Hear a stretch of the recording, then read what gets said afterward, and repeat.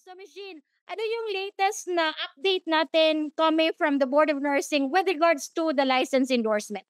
The latest update on Texas endorsement is that's the only thing, the credential evaluation that they need now. Even if you're applying for a single state or even if you're applying for a compact state, we still need the credential evaluation now. And it also applies that those when we submit the credential evaluation, there are instances you might be there will be deficiencies in those areas too. So to prevent that from getting, kasi may mga sa CGFNS or True Merit, they really have that specific hours for that when they submit it to Texas Board of Nursing. So probably uh, to refrain that from happening, we will probably get another credential evaluation to other credentialing agency.